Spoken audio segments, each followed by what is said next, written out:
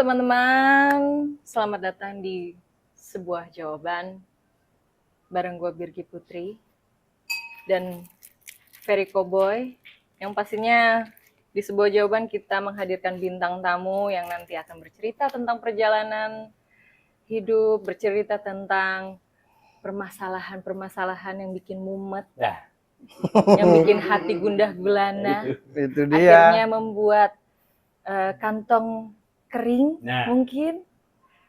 Dan Siapa yang ember nanti? Pasti sedih. Udah berasa sedihnya tuh. Udah gua duduk aja dulu gitu. Mungkin banyak pertanyaan yang sampai sekarang apa ya ini ya solusinya, atau bahkan sudah tahu sebenarnya jawabannya tapi belum yakin untuk melakukan untuk actionnya gitu. Nah, bersyukurnya Ferry Cowboy yang dititipkan karunia oleh Tuhan untuk bisa merasa dengan sangat tajam. Wow. Untuk bisa membaca hati dan akhirnya mengerti apa yang kita pikirkan, untuk bisa melihat hal yang tidak bisa kita lihat, gitu. Membaca yang kita tidak bisa baca. Cuma Ferry Cowboy yang bisa itu. Nanti akan membaca karakter dan kepribadian, dan juga kadang-kadang loh, bukan kadang-kadang tapi sering loh. Karena apa yang kita lihat dan kita dengar, kita jadi nggak tahu apa yang sebenarnya kita rasain. Bener begitu? Ya. Nah, boleh gak sembunyi dulu? boleh sembunyi dulu ya. Nggak ada Kalau mau ke masalah. toilet nggak apa-apa. Biar ada. Kok jadi tegang pegangan boleh ya? Gak enak. Dan bintang tamu hari ini adalah seorang pengusaha di bidang catering. Nah, bagus lah aku ngomong tentang investor tadi kan. Ya. Aku ini selalu nyambung kalau ngomong itu. Ya, itu kan tembakannya mantul Ya. kan ya gitu. Seorang pengusaha di bidang catering ya, catering Jasa Boga. Tepuk tangan buat Pak Iwan Susanto.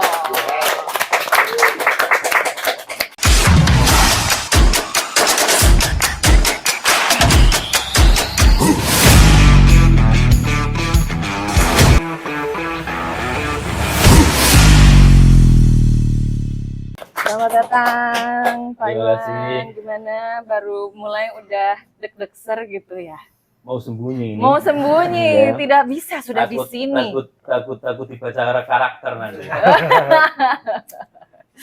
Tidak perlu takut, tidak perlu Siap, takut. siap, siap. Nah, Mas Iwan ini adalah temannya Mas Hanung ya. Ya. Terima kasih Mas Hanung. Sudah ikut membantu. Nyariin bintang tamu. Ada Mas Hanung di sini di Jogja Ada yang ikut Mbak bantu. Wulan. Ada Mbak Wulan yang nonton. Nanti jadi bintang tamu juga loh. Ada Mas Bayu juga yang bantu Ada kemarin. Mas Eko. Ada Mas Eko Bebek. Terima kasih sudah hadir ikut nonton di sini. Mas Eko, ya kan? makasih. Kenapa seneng banyak yang nonton langsung di sini ataupun teman-teman yang nonton di YouTube? Karena kadang persoalan satu orang itu Mewakili bisa mewakili banyak orang.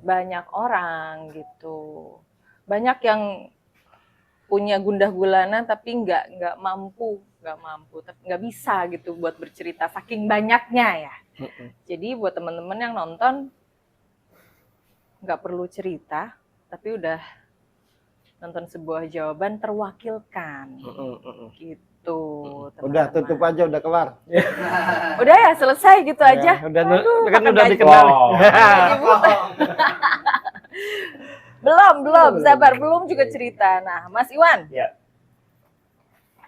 Ini kan kalau lihat, aku lihatnya di Instagram ya. Instagramnya tuh teman-teman kalau mau kepo, bacanya gimana nih sih? @x1_catering. Tuh teman-teman kalau mau pesan, punya acara, punya hajat, punya pesta, silakan hubungi Mas Iwan. Hubunginnya di mana? di Instagram. Ya, boleh langsung di situ ada linknya. Oh Bisa iya, langsung ini nanti. ada linknya, ada nomor teleponnya juga. Hmm. Kalian langsung Hmm. kontak aja di situ. Kalau aku lihat nih kan, wah usahanya di acara wedding ya, acara ulang tahun, event-event banyak lah. Cuma ini kan yang kita lihat sekarang, udah enak gitu. Oh, Kayaknya. Kalau dari luar kan lihatnya enaknya aja Iya. ya Mas ya. Iya. Kalau yang ngerjain mumet juga Nah. kadang-kadang gitu. Cuma aku pengen tahu nih, kenapa sampai akhirnya jadi usaha catering? Apakah sebelumnya pernah berjuang dulu di usaha lain gitu? Melayang. Gitu, Mas. Kebetulan saya dan Mas Hanung itu satu SMA dahulu. SMK Boga. Beliau di Jasa Boga, saya di Gizi. Kebetulan beliau itu PKL, dulu PKL ya Mas Hanung ya? Iya. PKL di VD Catering. Saya PKL-nya di Sarjito karena kan saya Gizi. Jadi basicnya itu lebih cenderung ke gizi daripada ke masak. Tapi nggak tahu beliaunya kok jadi yang lain, saya malah jadi yang masak. Gitu. Malah jadi tukeran. Ya? Tukeran. Lulus sekolah, kita mencoba membuat warung makan. Oh bareng sama Mas Iya. Hanung juga? Di depan, apa Mas Hanung namanya dulu itu? Terminal lama. Terminal lama. Sebelum jadi terminal, itu kan lokalisasi dulu. Ya. Oh. Itu lokal. Nah, ini Oh, mulai. kenapa berisik gitu? Santai aja dong. Aduh. nanti pernah semua ke sana. Ngakaknya beda. Terus. Dulu lokalisasi. Jadi kan kita bukanya itu setiap sore sampai hampir pagi. Kita berempat kalau nggak salah dulu join. Dengan modal kalau nggak salah per orang Rp40.000. Ya. Modal awal. Modal awal. Satu orang Rp40.000. Makan di situ, tidur di situ. Dengan hasil itu. Akhirnya, alhamdulillah kita dapat berjualan begitu lama. Yaitu 2 bulan. Habis modalnya. Itu apa aja yang dijual tuh? Ayam makanannya? bakar, Indomie rebus, lalu apa ya? Kopi gitu ya. Kopi, susu. Ya, tapi kita berani branding namanya itu karena kita ex SMTK ya Mas Hanung ya. Kita branding nama sekolah. Gua keren kan? Branding nama sekolah. Oh, luar biasa jualan kopi branding nama sekolah. Akhirnya bangkrut. Aduh, pakai nama sekolah tetap. Akhirnya bangkrut.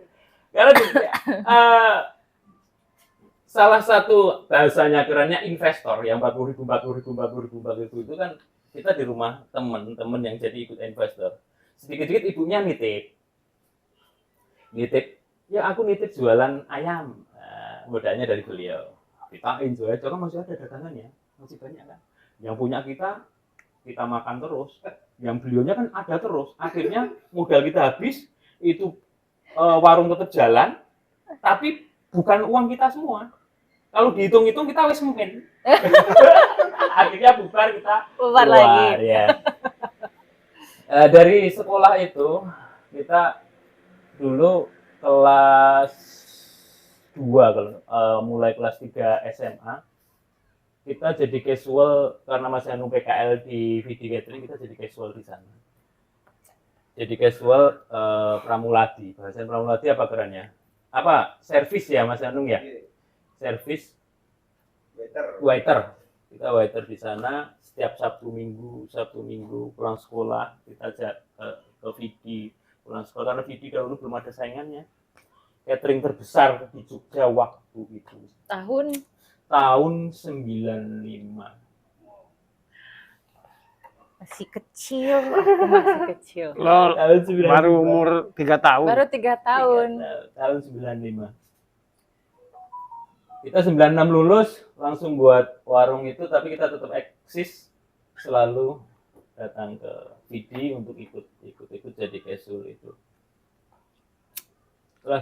Setelah kita berpisah, nah itu awal dari kita masuk ke dunia yang lain.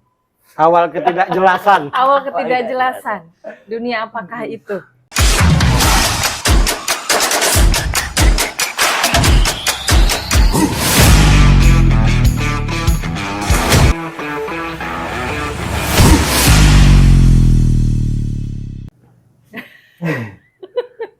Saya mulai karena saya kan di Wonosari, bapak ibu di Wonosari, tetangga-tetangga itu banyak yang bekerja di transportasi, di bis malam. Kebetulan mungkin bapak almarhum bapak punya kenalan, Bu Iwan dijak. Nah, Bu Iwan diikutin itu. Akhirnya kita jadi pengawal bis malam. Jurusan Wonosari, Jakarta. Kita yang jadi pengawal, jadi kita hanya ngambilin penumpang dari Wonosari sampai Woleri. Itu setiap hari. Namanya orang hidup di atas roda, bahasanya di atas roda mobil. Uangnya mudah, buangnya mudah. Dan mulailah masuk dunia yang enggak. Ya, Yang jelas jadi nggak jelas gitu. berangkat dapat 10.000, pulang min 10.000. Oke. Itu jalan sampai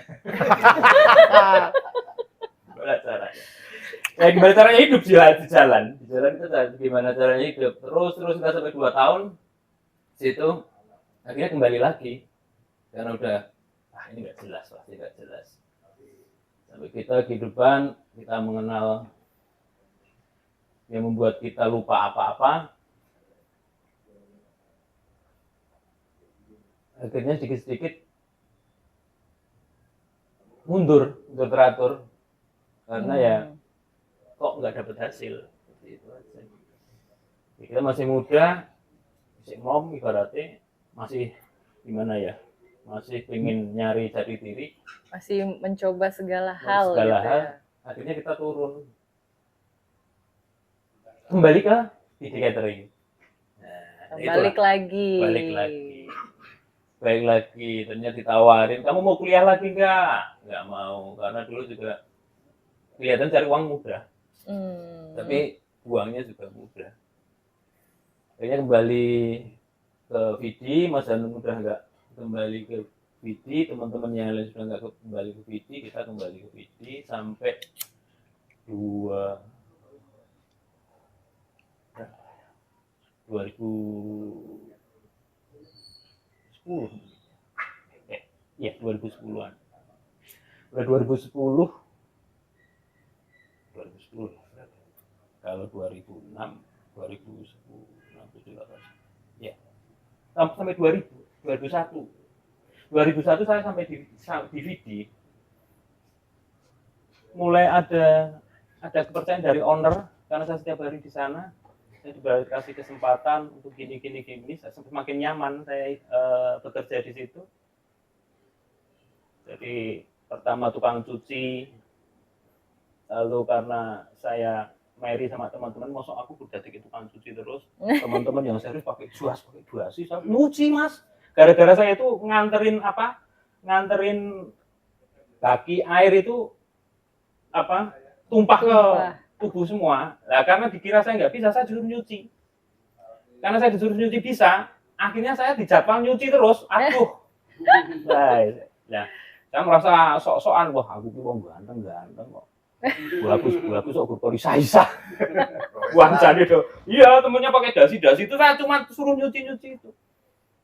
Akhirnya saya kalau saya nggak disuruh servis, saya nggak akan berangkat.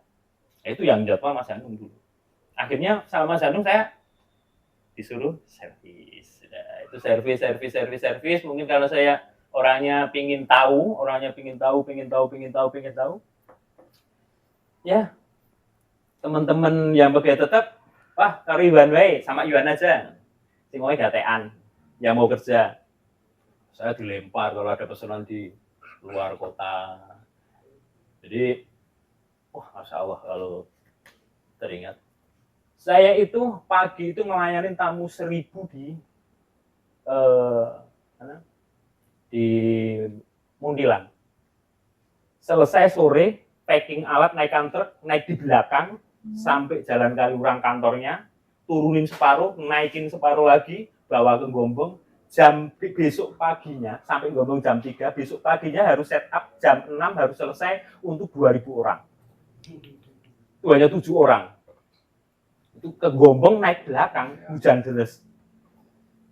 Ya. Saya sampai, tetapi bahagia, nggak tahu kenapa, ya nyaman aja, mungkin panggilan ke situ.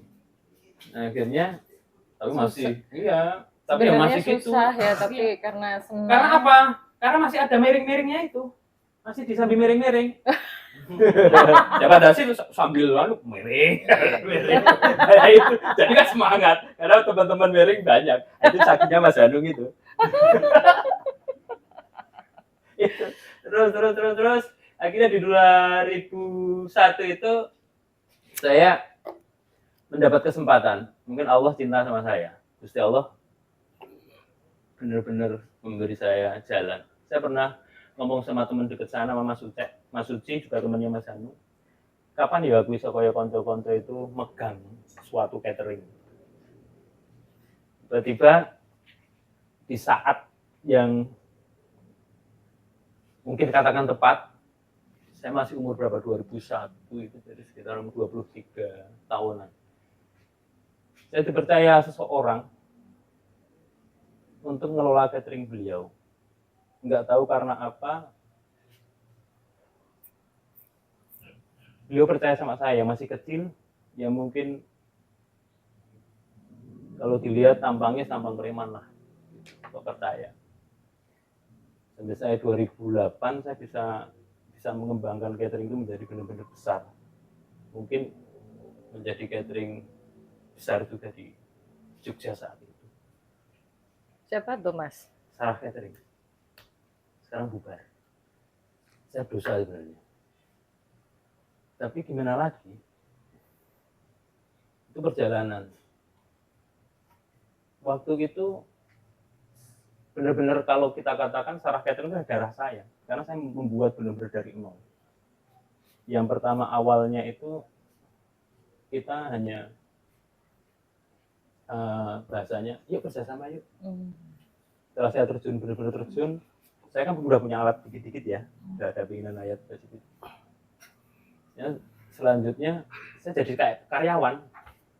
Tetapi karena saya kecintaan dengan pekerjaan itu, mungkin saya berpikir, aku lulusan SMA, jadi pengarepe suatu catering kan dalam. Dari atasan-atasan saya, kapten servis yang ada di VD dulu, beberapa ngikut saya, 1-2 ngikut saya. Yang dahulu satu porsi hanya Rp17.000, saya per bulan, per tahun itu bisa menghasilkan hampir 2 miliar, 3 miliar. Dengan potensi saya hanya seorang lulusan SMA. Sampai di akhir saya berani memutuskan karena mungkin salah manajemen di Sarah Catering. Saya keluar. Nggak ada niatan saya itu keluar itu mau mendirikan catering sendiri, nggak ada niatan. Tapi mungkin karena kepercayaan pelanggan-pelanggan tetap ke saya diberi kesempatan. Aku nek ora Mas Iwan, saya kalau tidak Mas Iwan saya nggak akan pesen. Komen aku ngertinya Mas Iwan, aku sebatas percaya karo Mas. Saya terlanjur percaya sama Mas Iwan. Akhirnya saya menerima pesanan itu, dan itulah awal saya mendirikan catering tanpa modal, tanpa punya apapun, tanpa punya apapun lah, hanya skill yang saya punya. Modal nol, saya tidak punya apa, dapur tidak punya, apapun tidak punya. Akhirnya saya berani masak di emperan rumah saya. Wow. Masak sendiri. Masak sendiri sama teman-teman.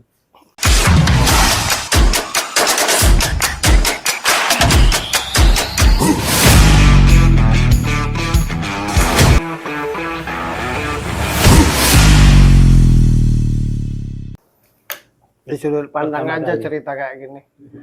Di luar sudut pandang keren semua cerita. Itu waktu itu acara apa tuh yang Nikah. 2 tempat. Sabtu tempat. Sabtu itu 1.000. Yang saya tidak punya alat saya sewa. Alatnya sewa. Alatnya sewa, alat masaknya sewa, tenaganya sewa, semua sewa. Modalnya apa? DP 50%. Karena kita kan kalau catering baru, mohon maaf, kita nggak mendiskreditkan catering baru ya. Pasti ada masalah. Karena apa? Penyimpanan kurang, pola masaknya kurang, hanya keberanian aja. Walaupun kita profesional, saya sudah menerima pesanan sampai berapa ribu sehari, bisa 5.000, 6.000 secara catering itu. Di posisi itu kan saya nggak punya penyimpanan dan nggak punya apapun. Akhirnya di 2 pesanan, yang pesanan minggu itu ada problem. Apa problem? Ada beberapa masakan yang nggak takar, katakan bau lah. Tapi bisa diselamatkan. Gitu. Tapi nggak tahu. Alhamdulillah di 2 pesanan itu karena apa? 1.000 porsi yang di Prambanan itu 1.000 porsi. Yang 1.000 porsi Sabtu itu di Museum Wayang. Hantu kok Pak. Mengerikan itu. Kita itu drop alat. Ini ceritain. Biar nggak tegang, Aduh. Ini ingat ini merinding ini. Kita kan sore pesanan kan siang. Karena kita belum profesional kan mobil nyewa hanya 1. Dijanjiin sama yang nyewain alat nanti didropkan alat situ dipindah ke Prambanan. Ternyata enggak. Kita yang setup sana udah setup, piring itu udah belum datang, masih di Museum Wayang. Nah, mobil 1 itu ngambil. Itu harus melompat pagar Museum Wayang Jalan Wonosari itu. Nah, di dalam semuanya melayu wae. Hantu tok. Tapi akhirnya gimana? Akhirnya kita drop bareng-bareng, kita ambil bareng-bareng. Iya, jadi kita selesai setup itu untuk acara jam 11. Kalau nggak salah jam 11 itu kita belum selesai setup. Karena alat datang ke sana itu subuh. Baru bisa sampai sana. Nah itu, karena seperti itu, entah karena kita tamunya 1.000, dan mungkin makanan itu di titik terakhir yang kurang bagus dan bisa kita selamatkan, market saya mulai jalan. Sedikit-sedikit ada yang percaya, coba telepon. Mungkin karena apa? Mungkin karena berpikirnya, oh ini Iwan X ini Iwan X ini. Tapi kita mencoba apa yang pelanggan kami waktu saya di Sarah Catering, saya coba tidak kita ambil seperti Sanata Dharma, seperti UPN, itu tidak saya ambil. Mereka pun saya sudah tidak di Sarah Catering. Saya mencoba positif. Jangan sampai nanti jadi masalah di kemudian hari. Jadi saya nerima event-event yang manten, yang khusus wedding. Gitu. Mulai jalan, ternyata bisa jalan. Gitu. Sampai sekarang. Alhamdulillah dari 2009 sampai sekarang. Ceritanya udah berarti tutup lagi. Belum. Itu Nih. prosesnya seperti itu. Mas Iwan, dalam proses Mas Iwan jungkir balik di catering ini, kan tidak mungkin hanya melakukannya sendirian. Siapa yang paling berperan di Perjuangan itu. perjuangan Mas Iwan di catering? Sampai Adik akhirnya saya. seperti ini. Adik saya yang terakhir. Namanya Didi Kurniawan. Kalau saya manggil gendut, orangnya kurus kering, tapi tak panggil gendut. Mungkin di sini ada kontak personnya sih. Orangnya kurus. Kurus, tapi saya panggil gendut karena kecilnya dulu kan gemuk. Udah gede kurus, tetap aja dipanggil Tetap panggil gendut. Itu dia yang paling berjasa dalam hidup saya. Setelah itu adik kedua saya berani memutuskan keluar dari kerjaannya untuk membantu kakaknya. Dia dulu kerjanya di Natasha, apa namanya, facial, Skincare ya? Skincare. Wah, Dia berani memutuskan beauty clinic gitu iya, ya. untuk ikut membesarkan. Kita punya motivasi, yuk gini kita karena di sini nggak nyaman, kita pindah aja tempatnya. Itu seperti itu. Dan karena bantuan mereka itu, saya bisa jadi seperti ini. Luar biasa lah. Jadi dibantu langsung sama adik. Sampai sekarang. Bahannya catering itu autopilot, sekarang bisa autopilot karena mereka. Saya tinggal ke sini, tinggal ke sana, udah saya nggak ngurusin, mereka udah jalan sendiri. Kalau di usaha nih Mas ya. Iya.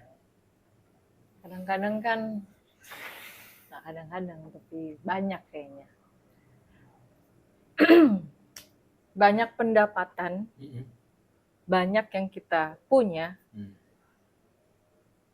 tapi kadang belum tentu bisa dinikmati ya. Iya. Datangnya banyak, tapi kok Hasilnya gini. Ya, kenapa kayak ngisi ember bocor gitu ya? Nah, itulah masalahnya sampai sekarang. Kalau Yang dialami Mas Iwan. itu, ya. Jadi entah, mungkin ada beberapa teman-teman seperjuangan juga untuk mendirikan X1 Catering. Ya merasa mungkin tersakiti lah, mungkin karena kita mulai profesional, bekerja profesional, karena beliau tidak profesional, akhirnya disuruh memilih terus di X1 atau out. Nah itu yang membuat saya menyesal sampai sekarang. Dua teman saya yang ikut membesarkan, teman sekolah saya juga, teman sekolah Mas Anu, Mas Suci sama Mas Yuri, yang sekarang Mas Yuri mendirikan catering juga, namanya apa ya, lupa.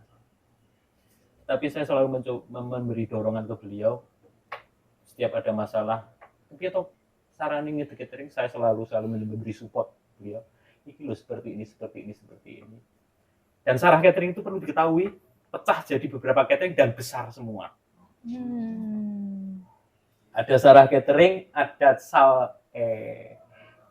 Sarah Ayu Catering, ada X1 Catering, lalu ada Caca Catering.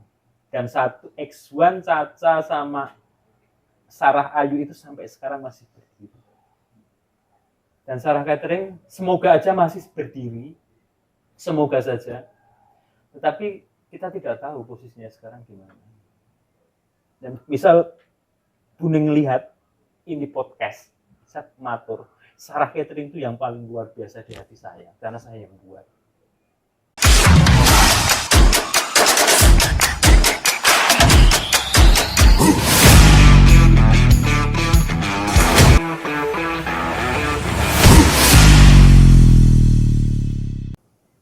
Kalau Buning lihat nanti, saya tidak akan pernah ungkapan hati lewat.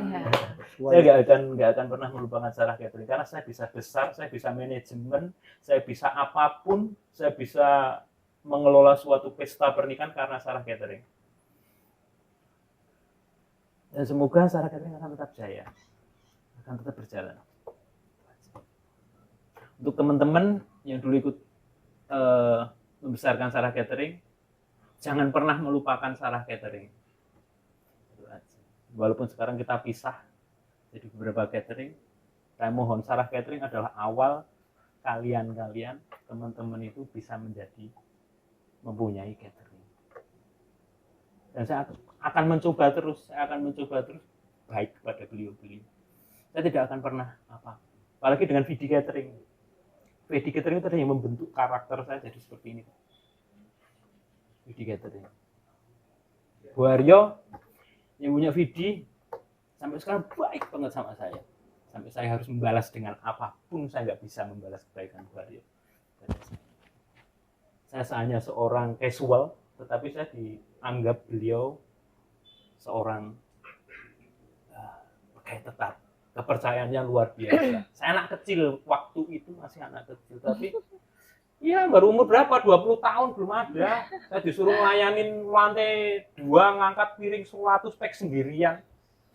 Kalau saya keliru gitu aja kan udah hancur itu perusahaan. Tetapi karena kepercayaan beliau Bu Haryo itu luar biasa.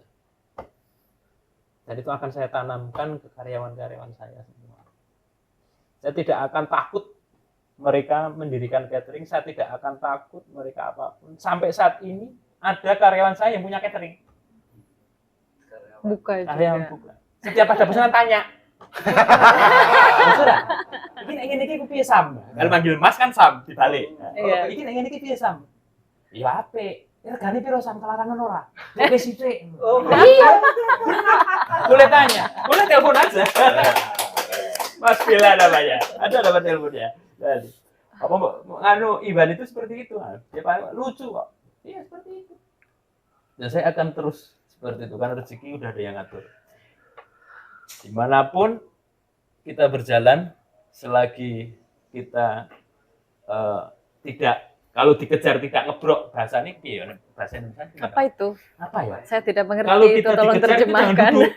Tapi kalau kita dikejar ya kita lari. Tapi kadang orang wis produknya seperti itu dikejar sama yang baru-baru, dia nggak mencoba inovasi yang lain. Duduk ya kesalip. Nah, prinsipnya saya malah seneng kalau ada yang tanya ke tempat saya, Mas Iki kok iso seperti ini gimana? Saya kasih contoh ini. Kok hiasan cateringmu bisa seperti ini Instagram ya? Ya. Itu belinya di mana? Kasih tahu Pak. Tak antar, saya yang nganter, malah saingan satu Jogja. Ini kalau ada catering yang lihat silahkan nanti. Saya kan terbuka. Jangan diedit yang ini. Enggak Nggak ada pernah yang edit di sini. Itu.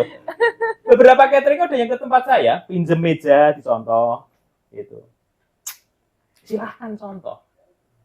Itu udah ada yang ngatur, segitu udah ada yang ngatur. Hanya saja saya itu yang bingung apa? Air itu ngerojoknya buanter, Pak. Gerojokan itu loh, air terjun itu buanter. Tetapi ngalirnya ke bawah itu kok icir. Ya, kok udah jadi icir. Ya dikit-dikit.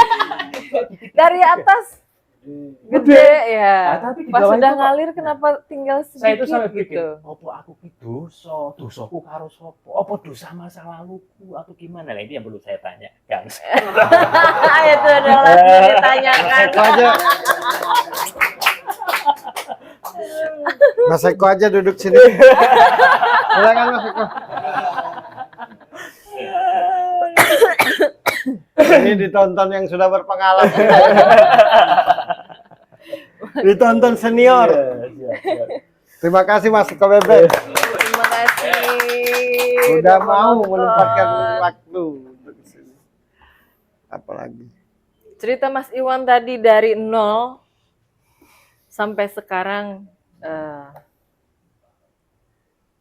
100 ya di hari ini lah, di hari ini. Tapi kenapa di kondisi sekarang yang semuanya serba ada, Insya Allah. ya, justru yang dirasakan kosong. Hati. Apanya yang kosong? Segalanya.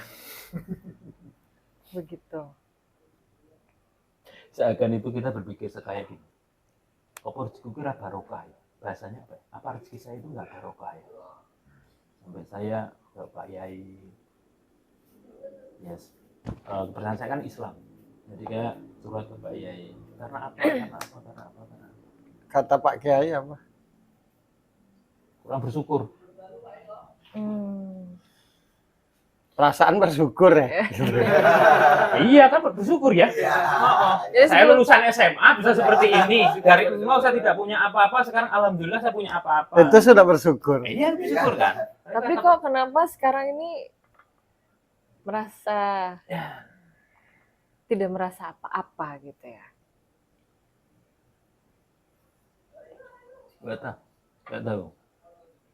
Perasaan saya itu berkeinginan siapapun yang ikut membesarkan X1 itu bisa seperti saya, mendapatkan rezeki seperti saya, mendapat kemewahan seperti saya. Saya itu ingin seperti itu. Apakah karena saya terlalu berpikir seperti itu atau apapun, saya juga nggak tahu. Jadi tiap hari itu hambar aja. Iya, rasanya seperti itu. Keluarga baik-baik aja kan. Insya Allah. Ya kalau apa namanya, kalau tengger-tengger gitu biasa ya. Normal-normal Normal aja. aja. Tidak ada permasalahan yang berat di keluarga, tidak ada permasalahan yang berat di pekerjaan juga. Enggak, karena autopilot kan udah. Kita udah. Tapi kenapa kok di kondisi yang sekarang yang diharapkan banyak orang ya, Iya. justru tidak merasakan apa-apa gitu. Justru Hamba. ngambang, Iya. hampa. Saya lebih bangga akan X1 Catering Perintisan daripada X1 Catering sekarang.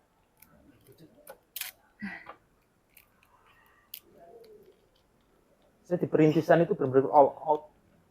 Saya itu benar-benar tahu saya harus ke sini, saya tahu. Tapi sekarang itu udah jalan semua. Tinggal saya cek dengan handphone, video call, lihat set apa, pakai CCTV, lihat apa, lihat dapur. Wah ini persoalan banyak orang ini. Itu udah enak banget. Saya tinggal duduk aja udah disetorin uangnya. Tapi saya merasa hampa. Sudah di posisi tidak lagi Kerja. kerja, tapi Enggak, uang tapi- yang sudah datang. Iya, udah dapat. Karena saya dikasih, saya sering ke sana, ke sana tanya.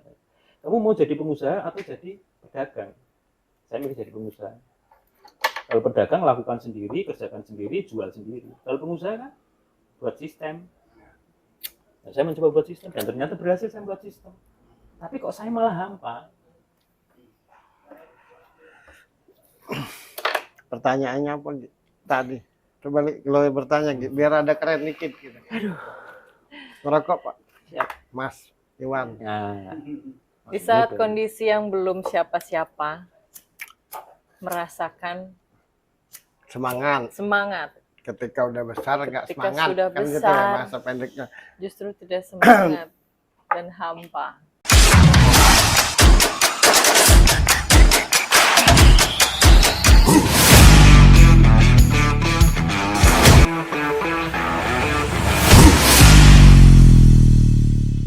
Visioner tuh nggak usah berhenti.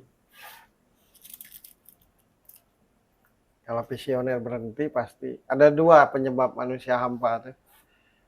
Tidak bermanfaat buat orang di sekitarnya, satu, atau dia berhenti membuat karya. Itu aja. Nah kan Mas Iwan kan mencipta, membuat. Nah, walaupun sudah menikmati, tetap aja membuat. Kehampaan itu karena berhenti membuat itu. Saya membuat masih. Saya setiap ada produk baru, saya selalu. Enggak yang baru misalnya yang ini ya udah buat lagi apa. Oh gitu. Ya. Nah, cumleng nanti. Jumlah Cumleng tahu nggak? Pusing. Udah ya, gini. Saya pernah membuat suatu usaha, bahwa apa ya? Pendukung catering, dekorasi. Oh, aku keras Pak. Bener. Tapi apa? Saya sekali event karena memikirkan beberapa tempat, akhirnya sekali Sabtu Minggu itu sakit. Besok ada event lagi Sabtu Minggu sakit lagi. Gimana itu? dia tuh 3. tidak bermanfaat buat orang. Hmm.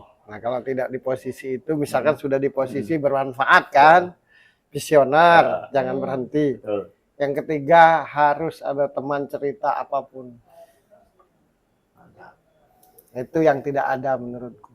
Tidak ada teman cerita. Ya, walaupun punya keluarga, walaupun punya istri, Betul. menurutku Mas Iwan ini apapun sendiri. Jadi kehampaannya itu karena berasa sendiri. Jadi, harusnya dia mencari orang yang entah itu teman, entah itu sahabat yang bisa merdeka bercerita apapun. Kata Tuhan itu gini. Aku itu maha tahu, kata Allah. Jadi walaupun maha tahu, dirimu tidak bercerita pun, terniat apapun di dirimu itu, tentang apapun aku tahu. Karena aku maha tahu. Cuma kadang-kadang walau aku maha tahu, aku pingin dengar kalian bercerita, hambaku. Jadi kalau kalian bercerita tuh berasa senang lah hatiku gitu. Nah begitupun Tuhan saja, walau maha tahu, nggak perlu Tuhan aku minta, kan kau tahu apa niatku. Kan gitu kan. Kalau ke Tuhan nih, kalau ke Tuhan. Iya kata Allah, aku tahu. Tapi aku tuh senang dengar keluh kesahmu tuh. Aku senang dengar kau marah-marah. Aku nih senang dengar kau nangis. Berasa ada aku tuh. Dengan adanya engkau bercerita ke aku. Tuhan yang maha pun begitu. Nah manusia masa mau mendam terus apa hal, segala hal. Yang menurutku yang terjadi dengan Pak Iwan begitu. Sepakat ini. Itu berasa sendiri. Bukan untuk ibaratnya sendiri, ibarat masih bujang pernah punya pacar. Udah menikah kan gitu, punya bini, berarti punya anak kan. Tapi kan punya teman, punya sahabat, punya pacar, punya istri atau suami, belum tentu bisa bercerita apa adanya. Nah, kehampaan hidup itu ketika kita tidak bisa bercerita apa adanya kepada seseorang. Siapapun seseorang itu. Apa Mas Bro sebabnya? Kita akhirnya nggak bisa bercerita ke orang-orang yang sudah kita kenal, kita tahu gitu. Sebabnya apa? Orang yang dianggap cerdas, intelek, mandiri, fighter, struggle ya. Seolah-olah dianggap sempurna. Jadi kalau dia bercerita itu terasa aneh. Tapi yang dilupakan manusia tetaplah manusia. Tuhan itu kan maha. Kenapa dia kirimkan wakilnya ke muka bumi ini? Apa tidak dia langsung aja yang benarin muka bumi ini? Itu cara Tuhan mengajari, bekerja samalah kamu antar sesamamu. Berceritalah kamu antar sesamamu. Ungkapkanlah segala sesuatu kepada sesamamu, kepada yang engkau percaya. Hidup itu terasa hidup karena itu. Apapun yang kamu punya itu hanya sekedar sarana. Kalau istriku, tapi aku tidak bisa bercerita apa adanya. Akhirnya bercerita yang baik-baik saja. Karena kalau bercerita yang apa nggak baik, dirasakan, nggak terima atau lo menganggapku hebat, paham nggak? Makanya aku menyesali sekali aku bisa baca. Karena kan kakak bisa baca. Nah, kan bukan itu maksudnya mbok bercerita apa berantem apa-apa, tapi itulah yang menghidupkan gitu. Yang dilupakan manusia cuma satu, ekonomi, uang itu sarana hidup. Dengan adanya duit kita bisa beli mobil, yang mobil itu bisa kita pakai untuk ke Jepang misalkan. Dengan ada uang kita bisa beli pesawat, pesawat itu kita pakai untuk ke Amerika. Itu sarana. Tapi kehampaan hati itu tidak disebabkan oleh kita tidak ada uang. Kalau tidak ada uang kita hanya tidak bisa kemana-mana. Kan gitu. Berarti cari uang. Nah, yang membuat hidup hampa itu kita tidak bisa menjadi diri sendiri. Tidak ada tempat menangis, tidak ada tempat ketawa, tidak ada tempat untuk jadi apa adanya. Tidak ada tempat untuk meluapkan Iya, apa untuk yang jadi di apa dalam adanya. hati, ya. Itu Rasulullah itu menurutku sangat sempurna sebagai manusia. Tapi menurutku dia tetaplah manja dengan bininya. Tetaplah nangis. Tetaplah bercerita. Tetaplah sakit. Kan sesempurna-sempurnanya manusia. Ingat, tetaplah manusia. Teman itu berasa teman kalau kita bisa apa adanya. Sahabat itu berasa ada sahabat kalau kita bisa apa adanya. Pacar itu berasa ada pacar kalau kita bisa apa adanya. Suami atau istri itu terasa ada kalau kita bisa apa adanya. Pada kenyataannya kita bersandiwara kebanyakan. Sang suami berusaha terlihat sempurna di depan istrinya. Sang istri berusaha terlihat sempurna terhadap suaminya. Akhirnya kita tidak bisa bercerita. Kedekatan itu kan karena ngobrol apa yang dirasakan. Dari yang dirasakan itu akhirnya kita berpikir mencari jalan keluar. Namun Mas nggak ada itu. Belum ketemu. Ya pasti karena belum ketemu. Tapi Atau maksudku sudah karena itu melewatkan. penyebabnya.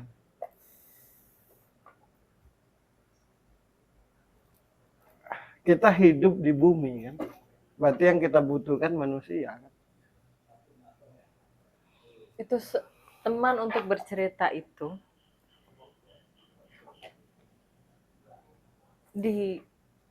akan kita temukan atau sebenarnya harus kita ciptakan gitu.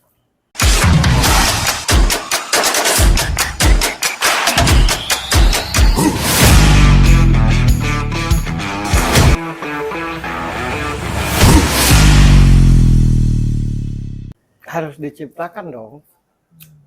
Kalau kita berdoa begini, nih, buat semua pemirsa dan kita di sini. Ya Allah ya Robbi, carikanlah aku istri atau suami yang setia. Carikanlah aku istri atau suami yang pintar, yang cerdas, yang kaya, yang hebat, yang pendiam, yang penyayang, sempurna. Kata Tuhan, alangkah hebat permintaanmu, tahu jadi. Kan gitu. Nah, tidak ada satupun manusia yang cocok dengan kita nih di dunia nih. Kecocokan itu diciptakan. Makanya kan ada istilah simbiosis mutualisme. Nah, simbiosis mutualisme itu dikategorikan dalam bisnis. Hubungan itu disebut hubungan itu karena begini. Tidak ada satu hambaku pun yang sempurna, kata Allah. Kalau tidak bersama-sama. Namun aku Mas sendirian. Itu aja penyebabnya. Doamu kepada Tuhan, ya Tuhanku, aku sudah punya pacar. Ya Tuhanku, aku sudah punya ibu, aku sudah punya bapak, aku sudah punya uang karena aku di acting, tapi aku tidak ada tempat ngobrol. Ya. Yang apa adanya. Betul. Kan itu doamu kan? Iya, betul. Akhirnya bertemu aku. Betul. Dan niatmu bertemu aku hanya untuk ngobrol. Ternyata akulah satu-satunya yang mendengar ceritamu baik. Yang Mending percaya. kalau yang bagus. Yang jelek pun lo ceritakan. Nah, Iya. kehampaan itu karena itu. Makanya banyak suami lebih senang di luar daripada di rumahnya. Banyak istri yang lebih senang di luar rumah daripada di dalam rumah. Kenapa tak bisa ngobrol? Yang diobrolkan itu seputar duit.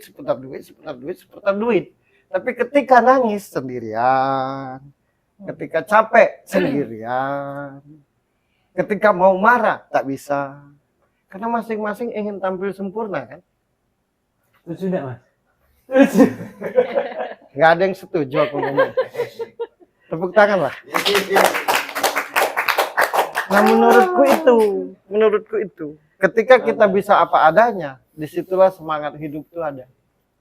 Terbiasa untuk menunjukkan hal yang baik di depan orang kan. Ya itu. Sampai akhirnya Dianggap sempurna. dianggap sempurna. Padahal ya, setiap orang ada yang baik yang ingin diceritakan, ada juga yang jelek-jelek itu Hei, ingin sekarang aku mau disampaikan. tanya, sekarang buat pemirsa dan kita di sini. Satu dunia ini ada nggak yang berani tunjuk tangan, aku sempurna? Aku suci, aku bersih, satu dunia.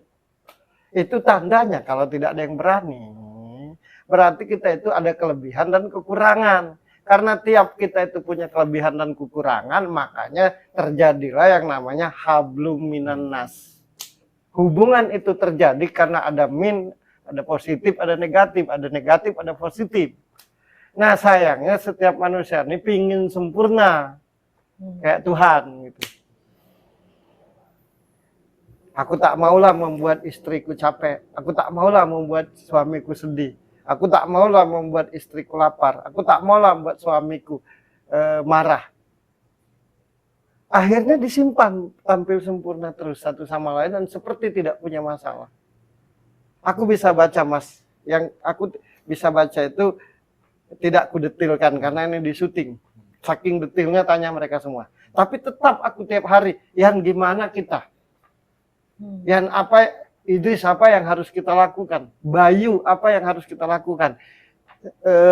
Birgi, menurutmu orang ini bagus nggak? Nah, yang menyakitkan, Pak Peri kan tahu semua. Ya bubar aja kalau begitu.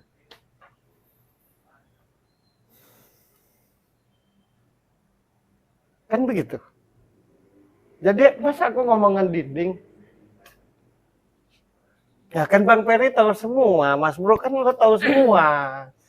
Ya aku ngusul sama Allah, ambil aja bisa baca dan cerdasku ini, biar aku bisa berhubungan sama orang.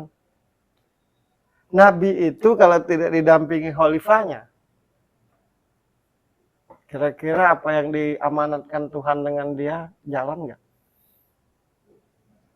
Kan gitu. Nah, Mas itu tidak ada itu. Jadi kesana salah, kesini salah karena maunya bercerita, ngobrol yang pahit, yang sedih, yang mungkin aib. Ya kan tiap orang punya aib. Terus untuk apa kita bongkar? Seperti yang ku bilang tadi, satu dunia ini ada nggak yang berani tunjuk tangan aku suci? Tapi kan bukan itu, obrolan itu yang menyenangkan tuh. Nah, kita ini sudah tidak penting ngobrol tuh. Yang penting kira-kira untungnya berapa, ruginya berapa. Minggu depan kita mau jalan kemana. Aku dengan istriku itu, nah, terpaksa aku contohkan. Misalkan aku dari sini ke Malioboro. Yang aku ceritakan apa? Tadi di jalan ada ayam ketabrak motor. Nggak ada yang penting. Aku beli es harga 500. Gitu, tanya dia. Tanya mereka semua. Padahal di luar tuh aku, Mas Peri bisa ini. Iya di luar. Jadi aku itu di luar jadi Superman, di dalam rumah aku jadi Clark Kent. Nah, Mas tetap Superman. Di luar dan di dalam rumah. Ini sebabnya. Ya. Ada pasti bunyi, Gitu ya. Di luar jadi polisi, di dalam rumah tetap dipakai seragamnya. Iya. Bertugas terus 24 jam. Kehampaan itu karena itu. Kenapa para artis yang terkenal itu ujungnya stres, ujungnya mabok, nyabu, karena dia tidak bisa bercerita tentang kelemahannya. Wow, keren dia. Taunya sempurna. Tapi dia nangis, aku ini sedih, aku ini patah hati juga, aku ini capek juga, aku ini butuh bantuan. Dan Mas tidak punya tempat itu. Kiai yang ngomong tidak bersyukur karena dia juga nggak ngerti itu gitu. Kalau cuma ngomong bersyukur, aku pun bisa gitu. Ini bersyukur nih, syukur nih. Ini syukur, ini tawakal, ini sabar. Tapi sebenarnya bisa kan diciptakan. Dia ini membuat dia hampa ini, rasa tidak enaknya itu melebihi segalanya. Oke. Itu yang membunuhnya pelan-pelan. Yang harusnya diomongin, tidak diomongin. Nggak enak kan orangnya. Misalkan aku temannya, dia mau bercerita yang dia rasakan, jadi nggak enak dipendam, jadi nggak enak lagi. Numpuk. Artinya Mas butuh seseorang, entah itu teman, sahabat, kan gitu. Karena sudah menikah kan, nggak mungkin aku ngomong pacar, karena datangi ke sini nanti. Itu nggak ada. Ya kan Ada. Maksudnya. Bagiku Mas ini anak kecil yang cerdas. Nah bininya tak paham itu. Oke. Anak kecil dia. Tingkah lakunya nih anak kecil. Ini kan miss ya. Tadi lo sampaikan kalau istrinya tidak paham dengan Mas Iwan nih. Karena Mas Iwan ini kayak anak kecil sebenarnya. Sebenarnya. Iya, nah kalau lagi kerja, nah baru kelihatan. Karena serius terus itu akhirnya jadi tidak tahu ya. Ya, Sebenarnya seperti anak kecil. Nah, itu aja yang dibutuhkan. yang bikin Mas Iwan ini senang apa sih yang tidak diketahui mungkin dengan keluarganya gitu? Pengen didengarin. Yang jelek-jelek tapi nggak usah yang bagus-bagus. Diberi kemerdekaan untuk bercerita, untuk sesuka perut. Karena tiap hari kan hampir 24 jam mikir. Sama aja aku. Tiap hari baca orang. Yang paling senang kan main nyanyi. Kan nyanyi itu refreshing aku tuh. Karena tiap hari baca orang, nggak udah-udah. Nah itu hampanya tuh di situ. Jadi aku ini sebenarnya punya masalah Allah. Cateringan besar begitu. Masa nggak punya masalah? Masuk radikit. Ya. Aku ini Mas begini. Kemarin itu kan aku beli mobil. Mobilku ini rusak begini-begini. Rencana, nah ini gimana ya cara? Alah duit banyak beli aja. Nggak jadi. Kan gitu. Sebenarnya aku lagi sedih. Alangkah tidak bersyukurnya. Nah. Udah punya ini, punya itu masih sedih juga. Nah, itu. Salah pula. Salah pula. Nah, di sini dapat jawaban kan? Iya. Sepakat. Luar biasa. Mantap. Mas Bro, gimana caranya kita tahu dia adalah tempat yang pas untukku bercerita?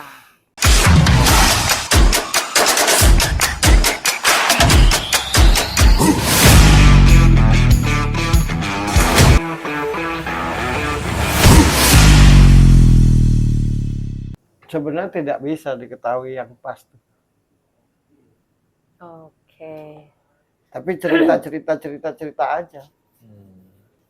Ada dua sih sebenarnya. Kalau dari sisi pasangan tuh ada dua. Ada yang dipertemukan, ada yang kita yang nyari. Berproses. Berproses. Tapi kalau yang berproses itu cerita aja apapun. Biasakan dengan hal yang sederhana, yang nggak ada nilainya gitu. Kan suami istri ini kalau ngobrol kayak rapat MPR mulu.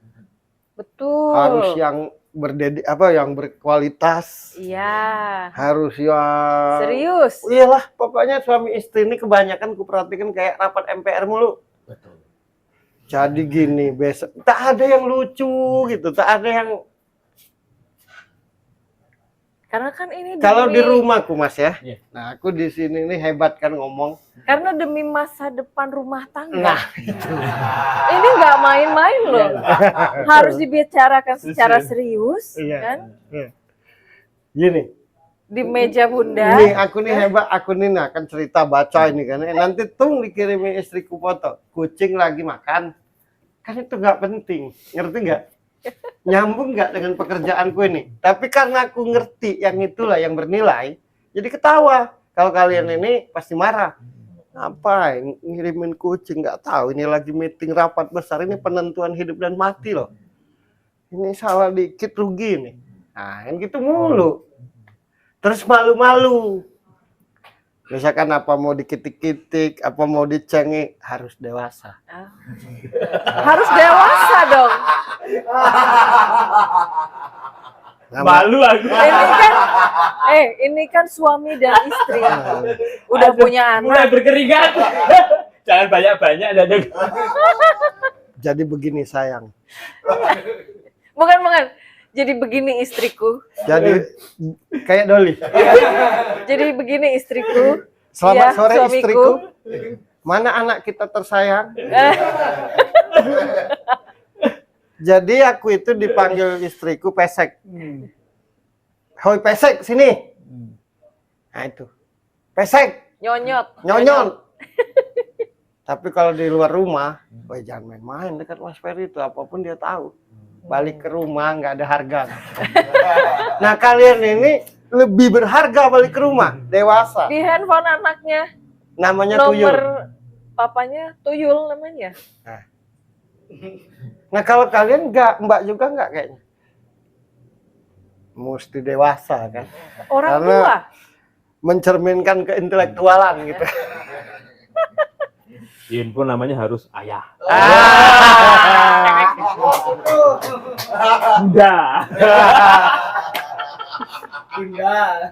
Kalau nggak marah.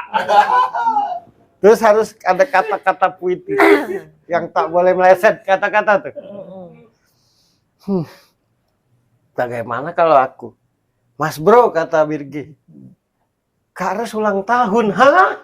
Nggak tahu, aku nggak pernah tahu. Tiap Karos ulang tahun, Nggak pernah aku tahu. yang ngingetin. Nanti ku ajak makan durian. Dia kan suka durian. Ku belikan durian. Nanti begitu pas Kacau. dimakan, aku makannya. Dia enggak. Nah kecintaan tuh justru karena itu, ngerti nggak? Hal-hal yang menyebalkan, Iya, hal-hal konyol. sebab kita di luar rumah, nah biasanya suami istri tuh mesti jangan sembarangan ngomong. Kok sembarangan? Emang kamu udah gak cinta lagi? Nah, tegang lagi. Jangan terlalu tinggi nadanya menyakiti hatiku. Sehingga kita tidak bisa, kenapa sahabat itu tidak bisa dilupakan. Walaupun kita sudah punya pacar, sudah punya istri atau suami. Karena dengan sahabat lah kita bisa apa adanya. Nah, dengan pasangan kalau apa adanya itu dianggap tidak menghargai. Akhirnya formal terus kan. Makan berdua, ada bulan, ada bintang, bawa panah gitu kan. Ada.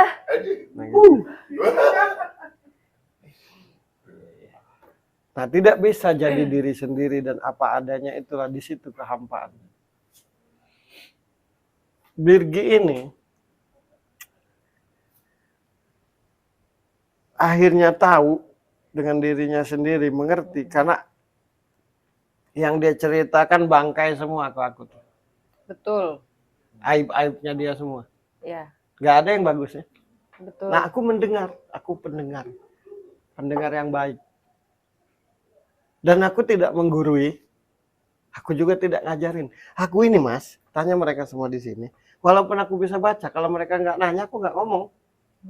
Kerjaanku tuh ngelucu tiap hari. Tapi kalau Bang, menurutmu, nah baru serius aku. Tiap hari tuh ngelucu paling. Aku ini dewasa di atas inilah. Kalau lagi menyampaikan, Jawab sebuah jawaban. Begitu kelar ini, mamanya kemana?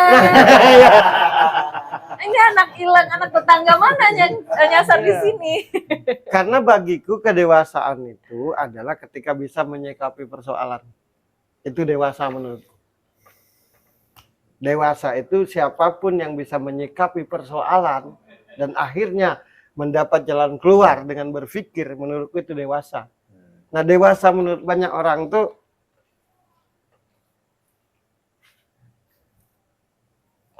apa tadi? Nah, gitu kan.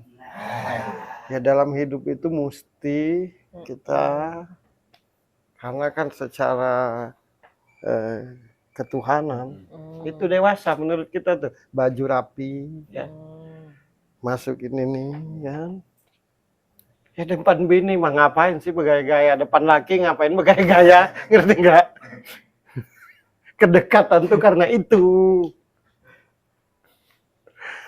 Jadi tamu di rumah sendiri. Nah itu analoginya. Jadilah tamu di rumah orang. Tapi kalau di rumah sendiri jangan jadi tamu. Nah kebanyakan suami istri itu kayak jadi tamu di rumah sendiri. Mesti tertata, susun, ngomong tuh. Ini nih istri, ini nih suami. Bila perlu satu tempat tidur. Bisa ngobrol nggak? Kan lucu. Ngobrolnya pakai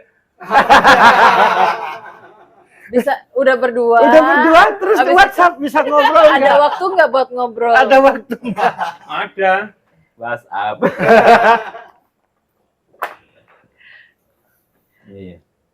Paham kan maksudnya? Paham. Ini buat ilmu buat semuanya. Kenapa sih Mas Bro obrolan-obrolan sederhana, obrolan-obrolan yang konyol gitu, itu seringkali jadi tidak bernilai buat orang gitu, buat pasangan mungkin. Yang paling sering sama pasangan sih, karena kalau sama temen kan kebalik ya, sama teman malah sesuka hati, tapi justru begitu ketemu pasangan yang harusnya bisa kita sesuka hati, ini malah kebalikannya.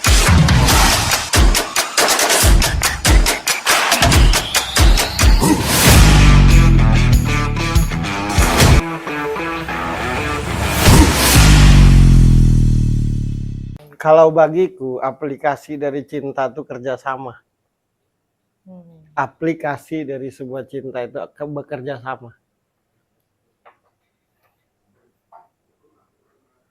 Take and give ya. Memberi dan menerima. Itu aplikasi cinta, aplikasi sayang, kerjasama. Bagi banyak orang aplikasi cinta itu ucapan, kata-kata manis, membelikan hadiah, ngajak makan malam di mana. Aku pernah ngomong sama istriku, kalau di luar rumah aku serius, kalau di luar rumah dari pagi sampai sore aku serius, sampai di sini juga serius. Aduh, rasa meledak kepalaku. Aku bilang, kalau kau mengharapkan kata-kata manis dariku, nah sampai suatu hari dia tidak ngerti kenapa memperlakukan orang bagus banget, aku tidak. Justru karena dirimu itu biniku yang tahu, jadi aku tuh nggak malu apa mau kentut, apa mau ngakak, apa mau kurang ajar. Karena lo biniku yang paling tahu aku. Warna celana dalamku lo tahu. Paham gak? Baru ngerti dia.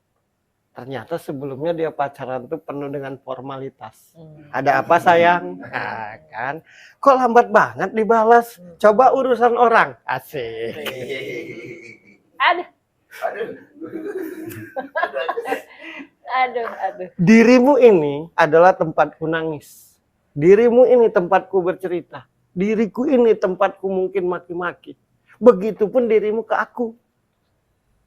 Bukan karena kita tidak saling menghargai, tapi yang paling tahu diriku selain Tuhan adalah dirimu. Yang paling tahu dirimu selain Tuhan adalah aku. Masa kita masih ada batas? Makanya bahasaku tuh kasar. Ketika fisikmu telanjang berdua, hatimu, batinmu harus telanjang berdua. Baru terjadi kedekatan. Nah kita nih fisik telanjang nggak malu. Ngomong konyol marah. Gimana? Ya kan? Betul. Malu ngomong konyol. Itu padahal bukan kurang ajar.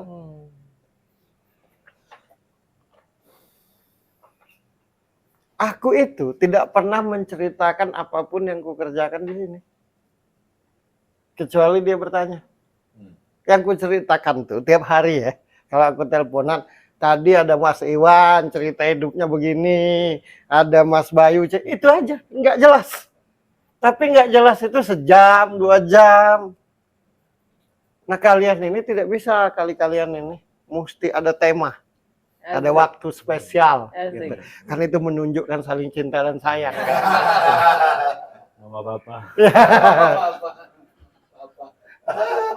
Parah. Kayaknya kali ini ketampar. Mas Hanung, terima kasih itu Mas Hanung.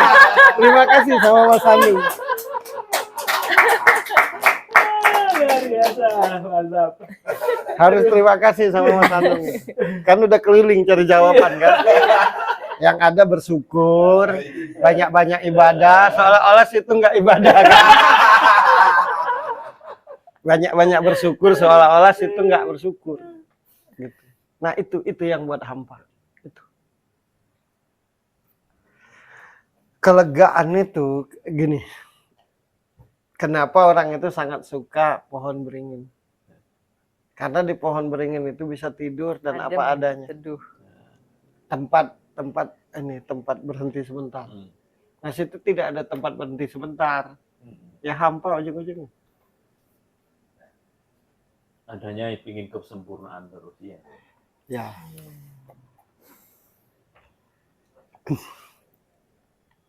Jadi Birgi ini memahami tentang hubungan justru karena ketemu aku.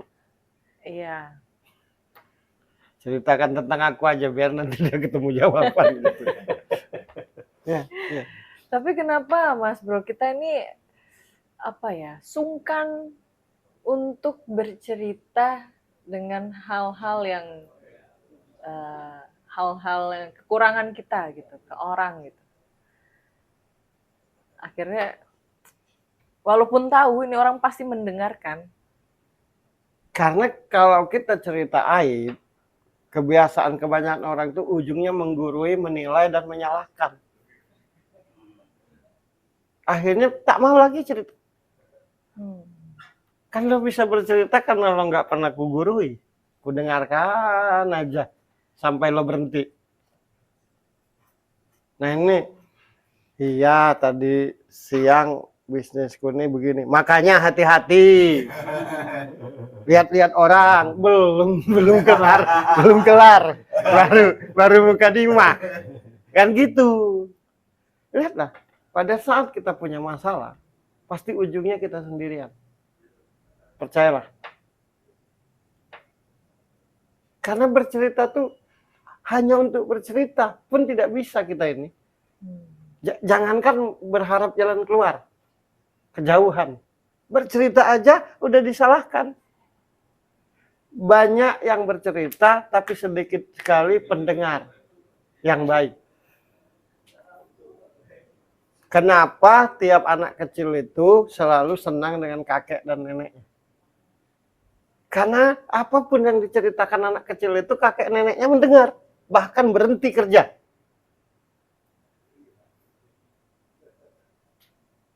Pokoknya kalau zaman dulu, zaman aku kecil, kalau mau ke rumah kakek nenek tuh hore gitu. Karena apapun tingkah laku dan obrolan tuh didengarin. Walaupun nggak penting. Nah kalau dengan ibu bapaknya, nanti dulu nggak tahu apa. Salah dikit dipecat dari kerjaan. Itu kembok mau aja belajar. Nah itu. Paham nggak? Nah itu. Makanya akhirnya lebih banyak anaknya dekat dengan pembantunya. Lebih banyak anak itu dekat dengan kakeknya, neneknya. Karena kalau dengan ibu bapaknya karena marah mulu, bapaknya kan dengan ibunya kan bisnismen gitu. Pengusaha tersukses lah se-Jakarta kan. Dan dipikir baik suami maupun istri, anak bapak, anak ibu tuh kalau ke hiburan udah kelar. Jadi 2 tahun kan COVID. Di rumahku tuh tidak ada istilah stay at home. Orang stres semua, kami enggak. Karena bercanda. Itu. Diam tinggal di rumahku. Hoi, klepok, digebuk istriku takut. Padahal kalau di luar, bukan lagi. Tapi kok nggak marah. Pernah aku bilang, kenapa berani begitu? Ya nggak marah. Nah kalau depan orang enggak.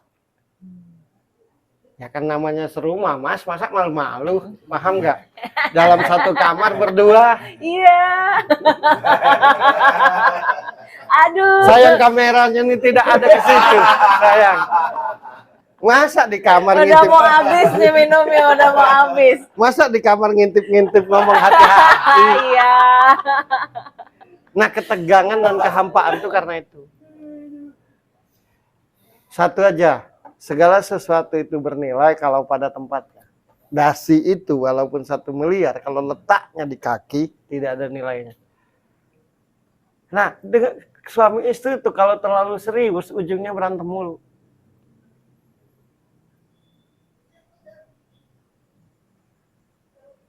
Nah, Mas butuh itu. Entah itu teman, entah itu sahabat, atau dengan istri. Nah, kalau itu didapatkan aman. Semangat terus tiap hari. Itu persoalannya. Dikit tapi susah nyari jawabannya ya. Kenapa susah? Akhirnya dapat di sini. Di sebuah jawaban. Ya. Kenapa susah mendapatkan jawabannya? Karena semua mengalami hal yang sama. Gitu. Sama-sama nggak tahu jawaban. Sama-sama nanya. Iya. Kan ku bilang Mas Iwan ini kayak anak kecil. maunya. Tapi kan ada juga suami istri ini misalkan udah menikah 20 tahun, terus mau guling-guling di bininya atau bininya guling-guling di lakinya, genit banget kita ini udah tua. Ya. Iya, kenceng banget ketawanya. Ngalamin semua. Sama. Dengerin kalian ini. Malu loh sama anak-anak. Anak-anak kita udah gede semua. Malu. Iya. Bukan soal genit, tidak. Bukan soal genit, tapi ya itu tadi yang tahu biniku hanya selain Tuhan aku. Yang tahu aku selain Tuhan biniku. Yang tahu emas sedetil-detilnya, kebiasaan dan segala macam istri Mas. Yang tahu istri Mas sedetil-detilnya. Nah, apa yang membatasi? Batas itulah yang membuat kehampaan. Jadi hilangkan batas itu. Hilangkan. Harus mulai dari apa nih? Cerita yang nggak jelas aja dulu. Nggak usah dijadwalin. Walau tidak diterima, biasakan aja ujung-ujungnya kena racun juga. Oh, ini. Yang malam ini. Ini salah satu. Tuh. Saya menjauh. Dia menyaksikan aku di rumah. Ada nggak yang selama lo di rumah aku bercerita serius? Nggak ada. Jadi aku itu kalau di rumah seperti suami atau bapak yang tidak bertanggung jawab. Nggak ada visi misi. Nggak ada. Nanti aku joget gitu. Tak ada. Tapi begitu aku keluar kota, mana papa nah gitu anakku. Ya, nama aku aja di handphone papa. Tuyul. Ngakak teman-temannya sekolah. Dewi siapa Tuyul? Papaku. Nah kenapa emang kayak Tuyul tiap hari? Nah tapi dia ngomong, papaku tuh cerdas. Tapi dia kalau di rumah enggak. Nah terus tahu cerdas, kalau adek nanya baru dijawabnya. Dan aku tidak pernah sekalipun, walau aku bakal dapat duit 10 miliar, kalau anakku nanya, nggak apa-apa aku 10 miliar hilang. Itu aku. Biniku nanya, anakku nanya, jadi aku ini berani bikin sebuah jawaban dan sudut pandang, karena apapun yang kuceritakan di sini, kupraktekkan di rumahku. Aku tidak mau diketawain anak dan istriku. Papa kayak keren-keren dengan anaknya sendiri enggak, nah aku enggak. Jadi aku itu jadi guru BP. Pak, menurut papa cewekku itu, aku kenal cowok pak. Nah cowok itu wataknya gimana? Jadi kayak orang curhat. Walaupun 10 menit lagi bakal ketemu orang yang 10 juta gitu, nggak apa-apa lah. Nah menurutku di rumah tidak hidup. Begitu kan? Ya, lakum dinukum waliyadin. Ya kan begitu ya? Ya udah salaman. Itulah sebabnya. Jawabannya lah, hidupkanlah rumahnya. Setuju. Biar kehampaan itu hilang.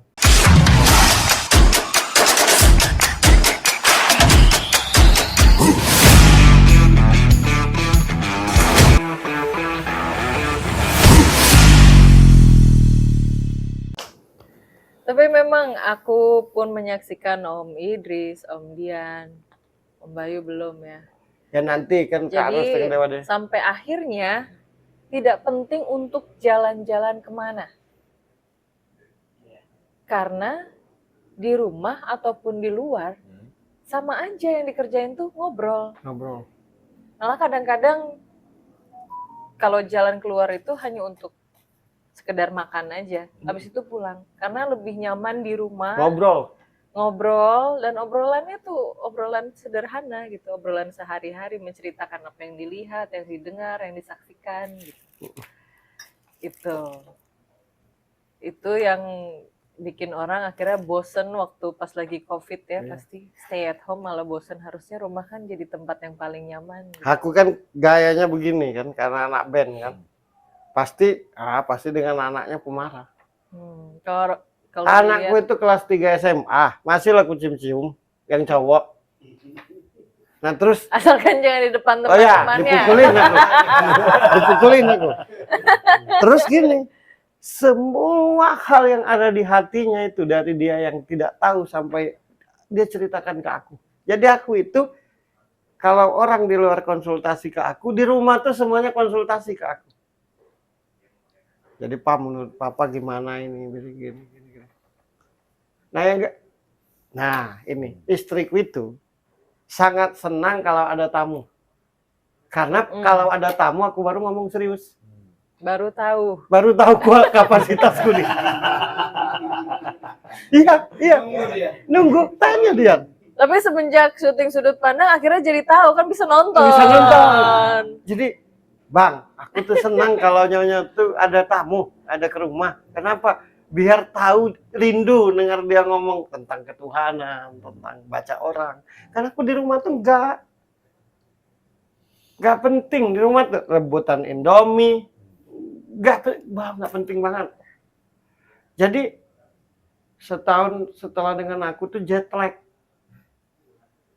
Istriku itu, aku dari Jogja ke Jakarta, dari Jakarta ke Jogja, itu nggak akan ditelepon ya kalau aku nggak nelpon. Nah ini saksinya semua. Tuh. Nggak akan ditelepon, nggak akan ditanya. Memang wataknya begitu. Nah kalau model kalian ini pasti kebaperan. Jangan-jangan sudah ada yang lain selain diriku kan? Kok nggak nelpon, kan? Mama papa. Aduh.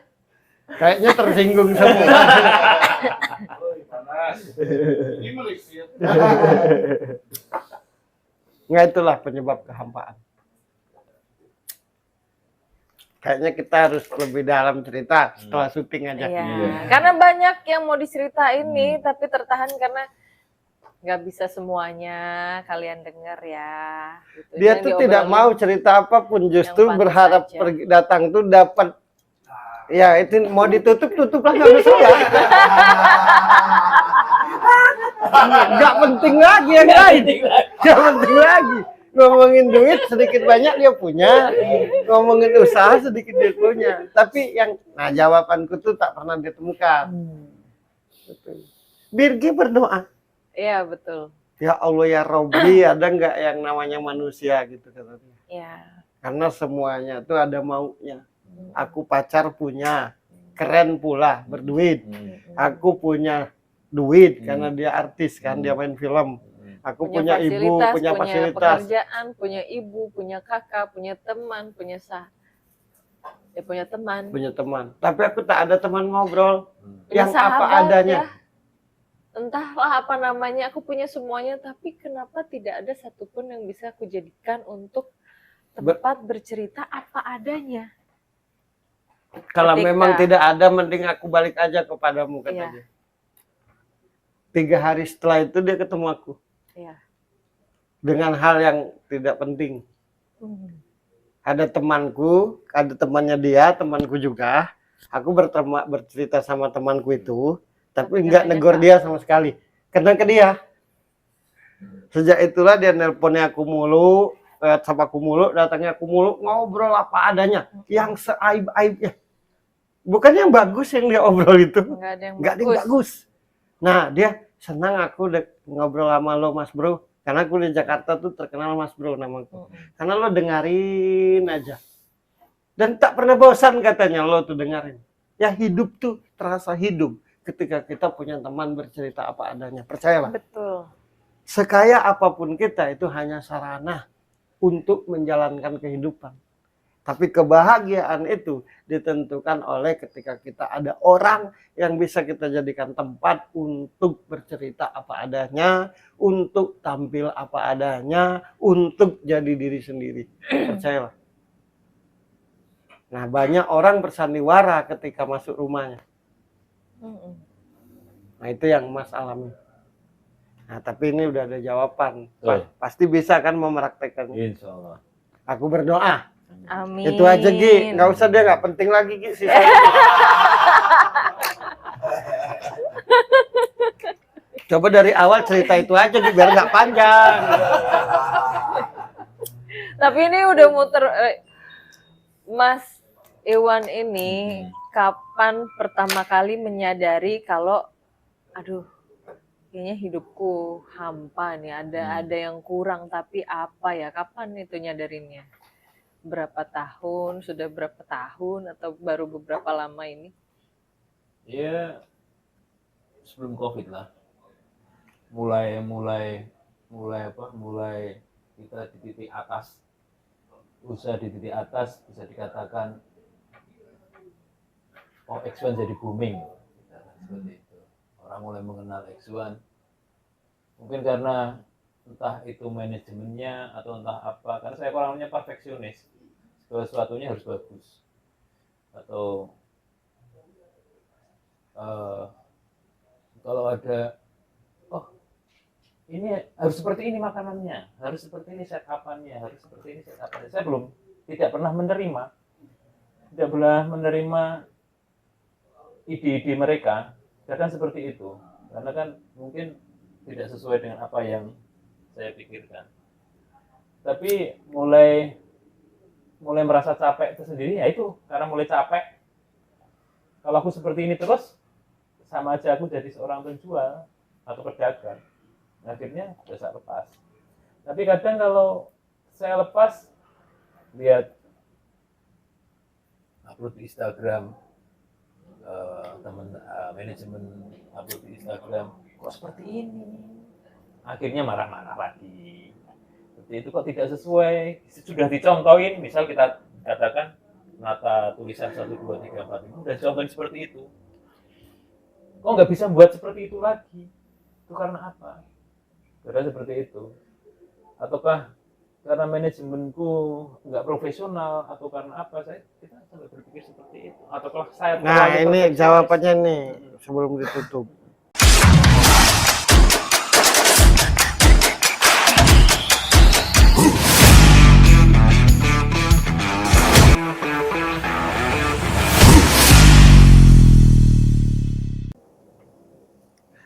Sesuatu itu akan bernilai kalau profesional, tanggung jawab, itu aja.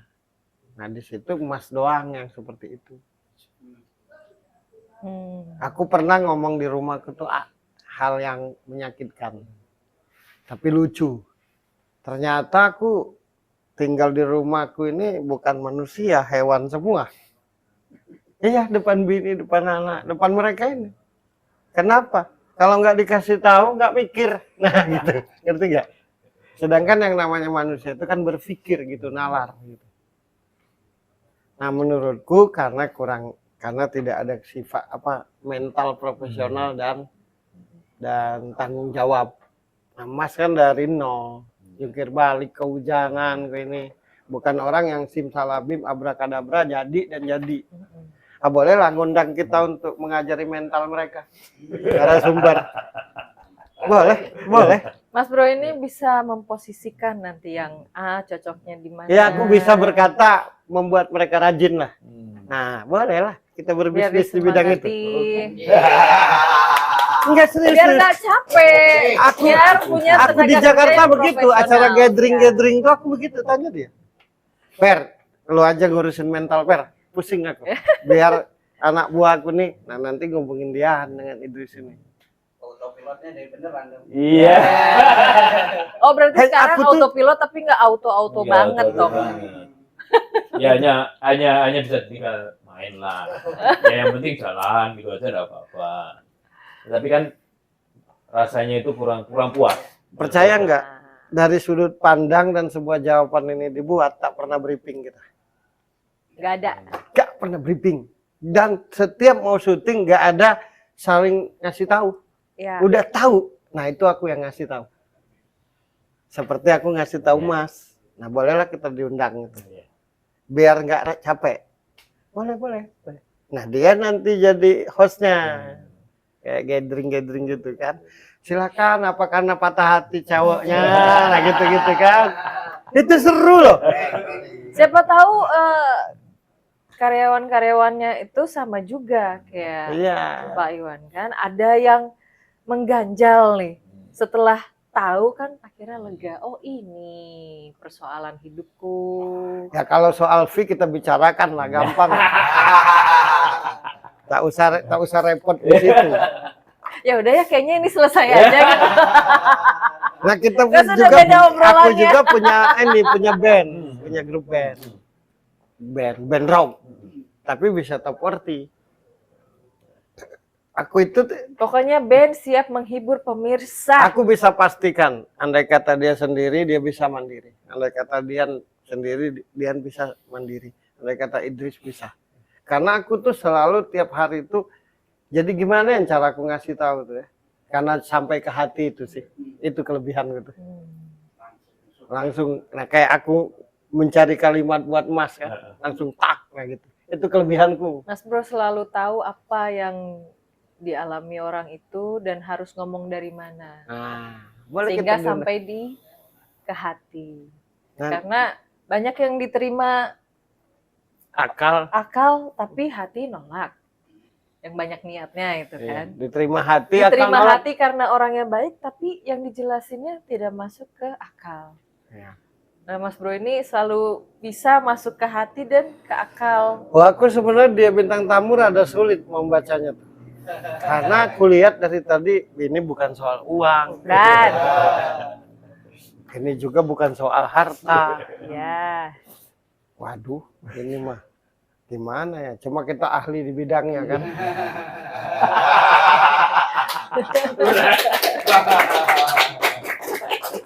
Paling susah. Karena memang perfeksionisnya tingkat tinggi. Ini jebolan pekerja yang tanggung jawab. Nah, satu-satunya yang bisa membantu karyawannya untuk bisa mengerti itu harus yaitu tadi kayak dibaca, kayak dijelasin. Karena kan yang membedakan Mas ini dengan orang lain cuma satu sih, disiplin. Segala sesuatu yang terlihat bisa dipelajari. Ala bisa karena biasa. Nah, kadang orang kan tidak mau sedisiplin itu, seprofesional itu, setanggung jawab itu, tapi hayalannya tingkat tinggi gitu.